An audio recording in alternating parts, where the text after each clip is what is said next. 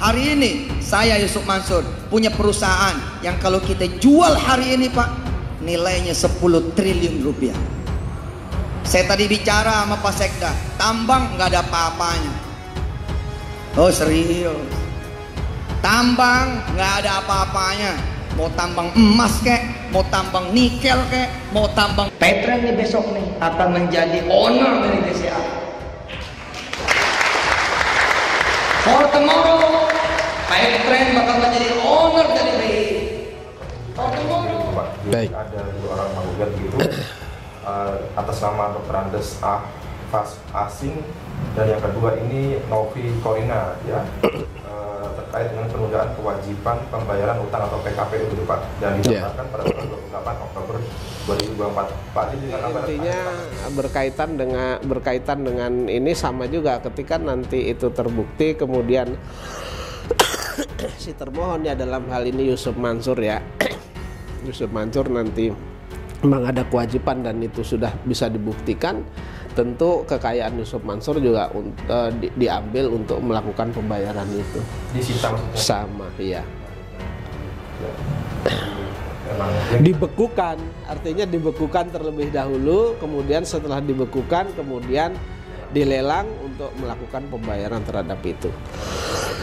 Permohonan itu atau didaftarkan permohonan itu yang belum terbayar gitu, biar masyarakat juga paham begitu Mas. Iya. Saya juga mengafirmasi bahwa ucapan Yusuf Mansur di media-media itu bohong atau hoax. Iya bohong lah, iya.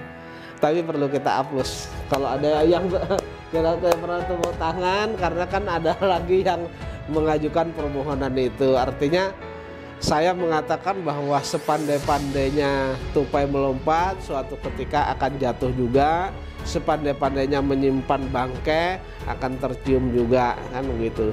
Dan hari ini kan terbukti di luar gugatan saya, kemudian di luar gugatannya Bu Ilis, di luar permasalahan dengan karyawan Paitren, di luar permasalahan dengan Kaisa Al-Mansur, ternyata sekarang ada pihak lain.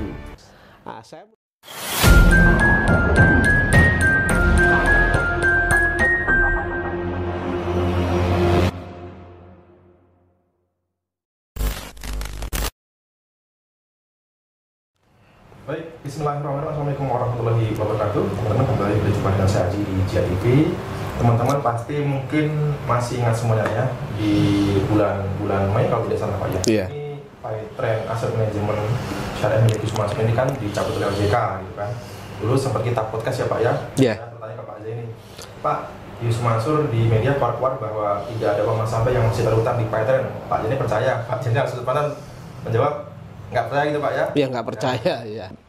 Di media sendiri Yusuf Mansur juga mengatakan bahwasannya setelah PAM ini dicabut oleh OJK, ini Yusuf Mansur mengatakan bahwa tidak ada dana investor yang masih ngakut di sana Pak, atau sudah mengabaikan dana investor 100% Pak. Nah, kira-kira dengan statement Yusuf Mansur seperti ini, Pak Jani percaya nggak nih? Kalau saya ditanya seperti itu, saya bukan 100% lagi Mas. Iya. Jadi saya mengatakan bahwa saya 1000% saya tidak percaya apa yang menjadi statement Yusuf Mansur itu. Jadi ini ada sebuah kabar yang menunjukkan teman-teman, dan ini akan mengonfirmasi dan sebagai sebuah bukti siapa sebenarnya Yusuf Mansur, bagaimana sebenarnya target. Baik, assalamualaikum Pak Jini. Waalaikumsalam warahmatullahi wabarakatuh. Baik, Pak Jini, dulu Pak Jini pernah saya tanyakan mengenai soal Yusuf Mansur yang berkorban di media setelah Paitren Asset Management ini ditutup oleh OJK. Yusuf Mansur kan bilang nggak ada uang nasabah yang tersangkut gitu kan. Nah, Pak Jini itu sebenarnya menjawab nggak percaya gitu kan. Nah, ini ternyata baru saja ada kabar begitu Pak ya.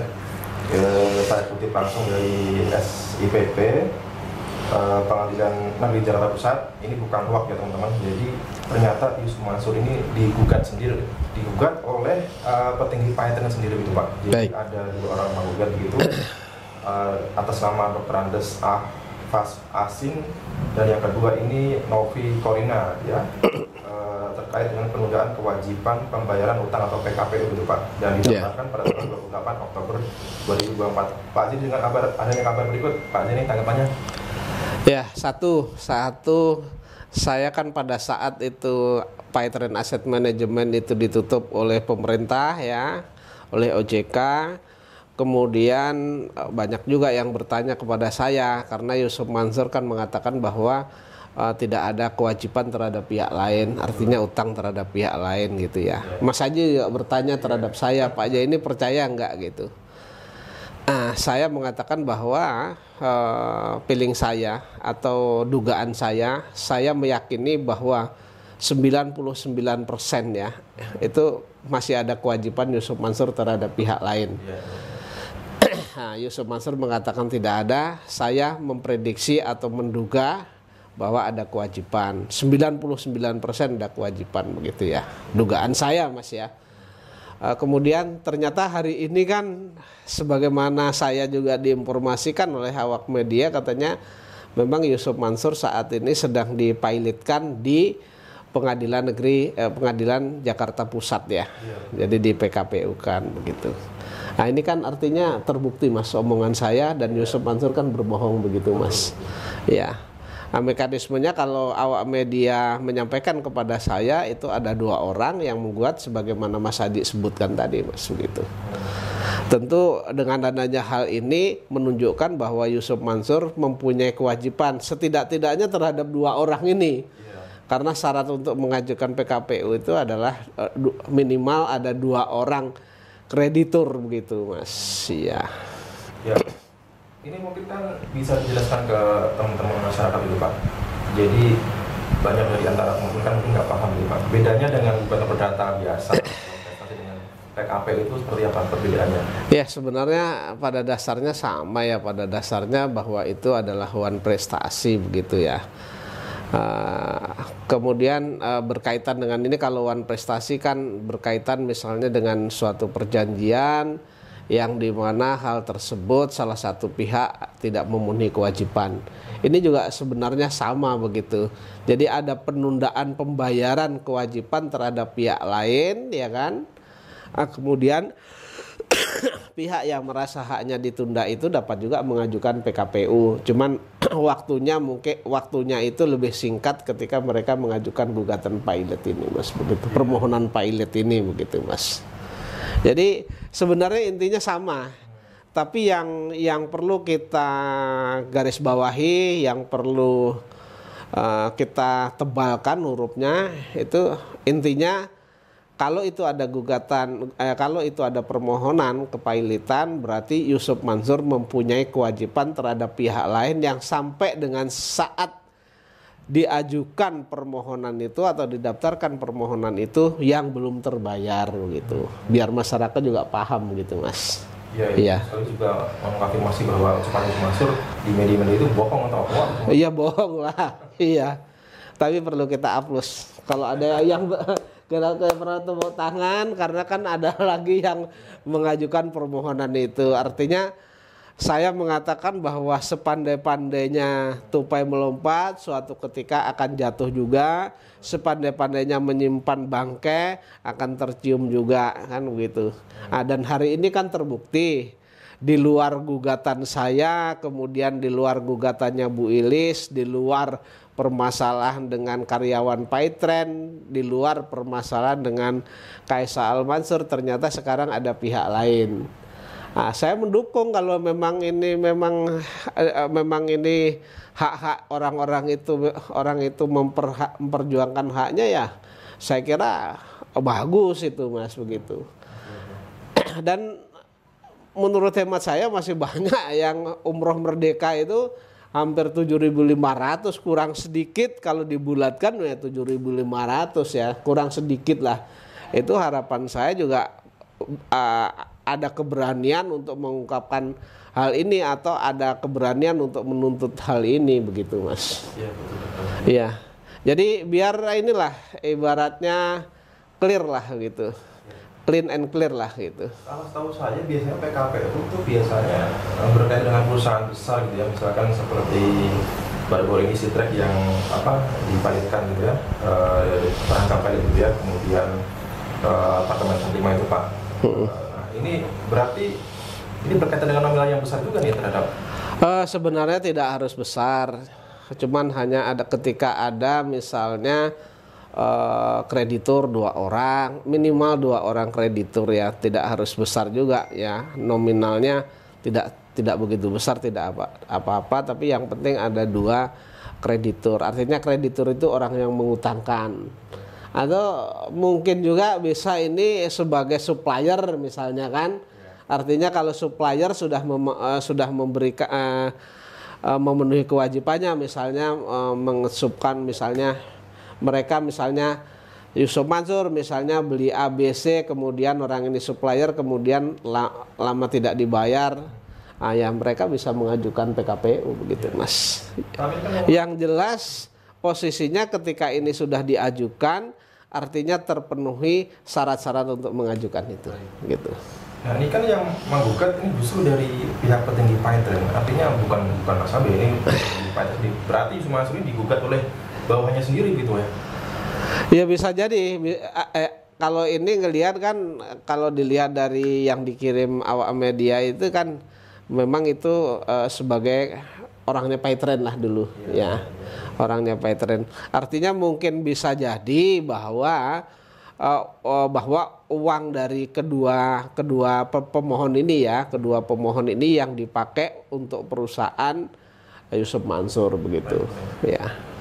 Baik, jika gugatan perdata Pak Jenny misalkan ini kan dampaknya pihak tergugat misalkan Yusuf Mansur diwajibkan bayar sekian gitu, Pak Jenny. Kalau PKPU ini dampaknya seperti apa Pak? Gitu, Pak? Paling berat. Gitu. Sama juga nanti intinya berkaitan dengan ini sama juga ketika nanti itu terbukti kemudian si termohon ya dalam hal ini Yusuf Mansur ya. Yusuf Mansur nanti memang ada kewajiban dan itu sudah bisa dibuktikan, tentu kekayaan Yusuf Mansur juga diambil untuk melakukan pembayaran itu. Disita maksudnya? Sama, iya. Ya. Dibekukan, artinya dibekukan terlebih dahulu, kemudian setelah dibekukan, kemudian dilelang untuk melakukan pembayaran terhadap itu. Gitu Mas. Di divisi Paytren Imani saja ini banyak karyawannya tidak tergaji, kemudian divisi Umroh Merdeka berkaitan dengan apa namanya traveling umroh ini kurang lebih hampir 3.000 Pak ya, hampir 3.000. Yang Umroh Merdeka itu 7.500 ya, kurang sedikit. Itu booking seatnya saja itu 3,5 juta, 3,5 juta. Nah, ya sekitar 24-an lah. 24 ya.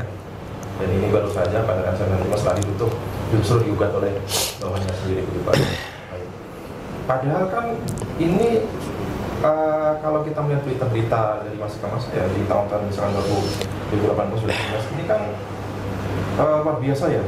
Artinya nilai transaksi Paytren dikabarkan di media saya baca di CNBC misalkan nilai transaksi Paytren sampai sebulan saja itu 200 miliar gitu Pak ya. Iya. Kemudian Yusuf Mansur itu menargetkan ya Paytren ini omset 1 triliun ya luar biasa, tapi ini ironis Pak,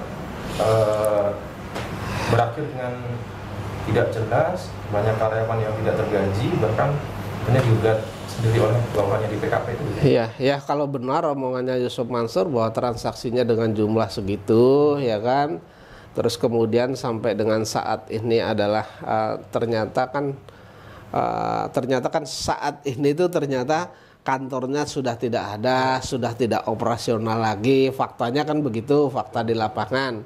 Artinya di sana itu ada pengelolaan perusahaan yang tidak baik, ya kan? Nah, pengelolaan perusahaan yang tidak baik ini pertanyaannya apakah itu disengaja atau tidak? Itu yang perlu didalami lagi kan?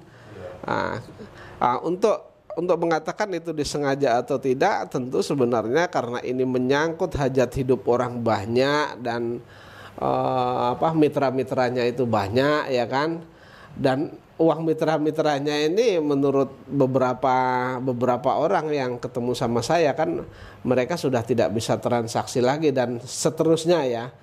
Seharusnya kalau ini sudah menyangkut hajat hidup orang banyak ribuan, seharusnya pemerintah itu ikut campur tangan. Kalau pemerintahan Jokowi tidak ikut campur tangan nih, harapan saya dengan adanya pemerintahan yang baru ini, Prabowo ikut campur tangan, setidak-tidaknya membuat tim untuk mempelajari berkaitan dengan adanya kerugian masyarakat yang dilakukan oleh oleh lembaga-lembaga ya. Yusuf Mansur ini seharusnya itu dikaji dan diaudit begitu, Mas. Iya, iya. Biar juga masyarakat ini dapat pengayoman lah dikit-dikit dari pemerintah gitu.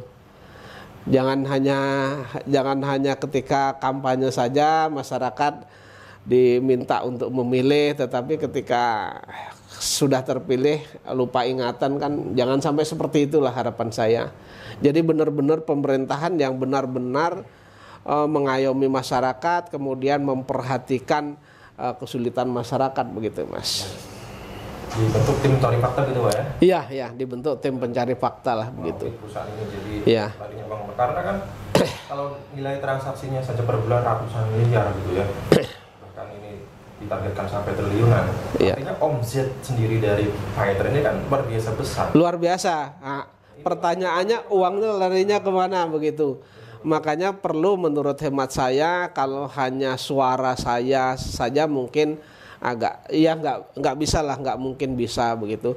Harapan saya yang bisa itu adalah pemerintah ya, pemerintah kemudian mereka membuat tim ya, tim pencari fakta apa bentuknya lah, untuk menelusuri seluruh perusahaan Yusuf Mansur ya, termasuk juga itu JBN yang dibentuk oleh Yusuf Mansur itu ya kan, karena di samping PT Adi Partner Perkasa ini berperkara ya dengan orang-orang JBN, kan juga pernah berperkara dengan Bank CMB Niaga berkaitan dengan fasilitas yang diberikan Bank CMB Niaga. Artinya menurut hemat saya pemerintah harus membentuk tim itu, kemudian melakukan kajian atau penelitian dalam bentuk apapun agar ini menjadi clean and clear begitu, Mas. Ya. Seluruh usaha Yusuf Mansur dan afiliasinya yang berkaitan dengan Yusuf Mansur itu harus diperiksa semua sampai clean and clear begitu, Mas.